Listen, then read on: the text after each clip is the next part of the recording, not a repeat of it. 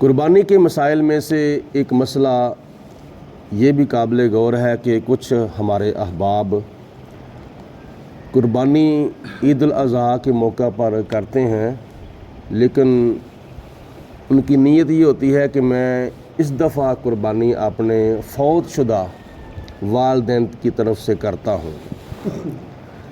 ان کے لیے مسئلہ یہ ہے کہ جس وقت بندہ فوت ہو جاتا ہے اس وقت اس کے اوپر قربانی واجب نہیں رہتی، نماز فرض نہیں رہتی، روزہ فرض نہیں رہتا، حج فرض نہیں رہتا، زکوٰۃ فرض نہیں رہتی۔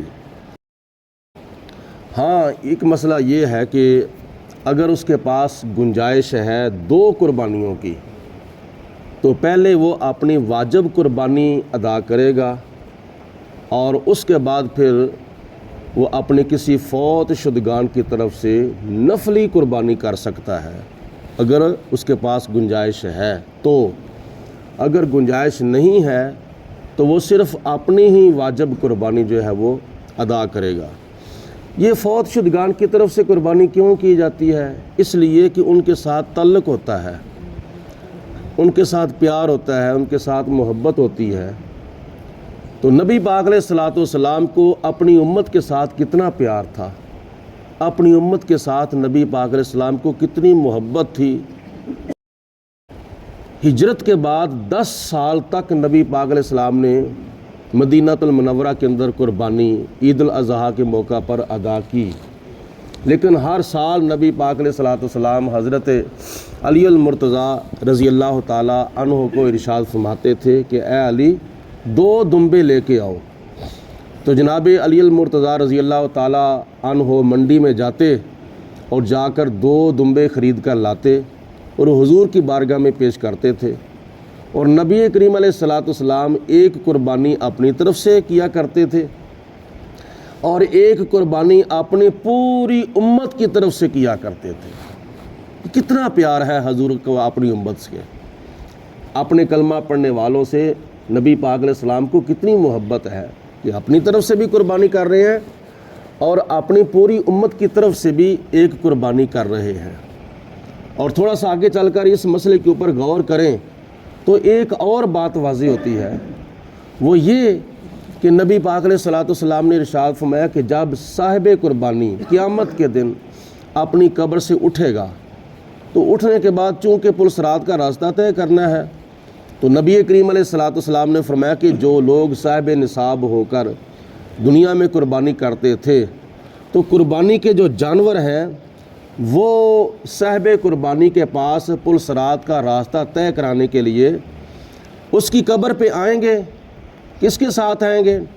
اپنے کھروں کے ساتھ آئیں گے اور اپنے سینگوں کے ساتھ آئیں گے اور اپنے بالوں کے ساتھ آئیں گے۔ کھروں کے ساتھ اس لیے آئیں گے کہ چل کے جائیں گے، کیونکہ کھرو ہوتے ہیں تو جانور چلتا ہے۔ اور بالوں کے ساتھ کیوں آئیں گے؟ اس لیے کہ بال جو ہے وہ بیٹھنے کے لیے تاکہ ہڈیاں جو ہیں وہ بندے کو چبھیں نہ۔ اور سینگوں کے ساتھ اس لیے آئیں گے کہ جب بندہ سواری پر سوار ہو کر سفر کرتا ہے تو آگے کیا نام ہے سہارا لینے کے لیے سینگوں کو پکڑتا ہے۔ تو اس لیے نبی پاک علیہ الصلوۃ والسلام نے فرمایا کہ قربانی کا جانور صاحب قربانی کے پاس قبر کے اوپر آئے گا قیامت کے دن، کھروں کے ساتھ آئے گا، بالوں کے ساتھ آئے گا اور سینگوں کے ساتھ آئے گا۔ اگر تیرا میرا ایک جانور قربانی کا قیامت کے دن قبر کے اوپر آ سکتا ہے، کیوں؟ اس لیے قربانی کی ہے۔ تو نبی کریم علیہ الصلوۃ والسلام نے اپنی پوری امت کی طرف سے بھی قربانی کی ہے، تو لہٰذا مسئلہ یہ واضح ہوا کہ جس طرح صاحب قربانی کے پاس اس کا جانور قیامت کے دن آئے گا پل صراط کا راستہ طے کرانے کے لیے، اسی طرح جو غریب امتی ہیں جن کو قیامت تک یا پوری زندگی قربانی کرنے کی ہمت اور توفیق نہیں پڑتی، جیسے کہ آج کل مہنگائی کا بہت زیادہ دور ہے، تو حضور علیہ الصلوۃ والسلام کا ایک جانور قربانی کا جو ہے وہ بھی ہر امتی کی قبر پر موجود ہوگا۔ تو اگر حضور علیہ الصلوۃ والسلام کی قربانی کا ایک جانور جو ہے وہ ہر امتی کی قبر کے اوپر موجود ہوگا تو پھر نبی پاک علیہ الصلوۃ والسلام اپنی رحمت کے سائے کے ساتھ بھی ہر امتی کے سر کے اوپر موجود ہیں۔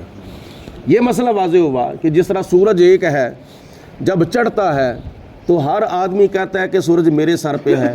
پاکستان والے ہیں، ہندوستان والے ہیں، عرب والے ہیں، عجم والے ہیں، امریکہ والے ہیں، افریقہ والے ہیں، ہر کوئی کہتا ہے کہ سورج میرے سر پہ ہے. تو یہ سورج تو وہ سورج ہے جو نبی پاک علیہ الصلوۃ والسلام کے حکم کی تعمیل کرتا ہے. حضور علیہ الصلوۃ والسلام حاکم ہے، سورج محکوم ہے.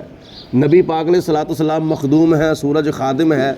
حضور علیہ الصلوۃ والسلام تو ڈوبے ہوئے سورج کو اپنی انگلی کا اشارہ فرماتے ہیں تو سورج جو ہے وہ واپس اثر پہ آ جاتا ہے. تو جب نوکر کے ہر بندے کے اوپر سر پہ حاضر و ناظر ہونے کا یہ مقام ہے، تو جو مالک ہے جس کے اشارے پہ سورج چلتا ہے اس نبی پاک علیہ الصلوۃ والسلام کے حاضر و ناظر ہونے کا پھر کیا مقام ہوگا.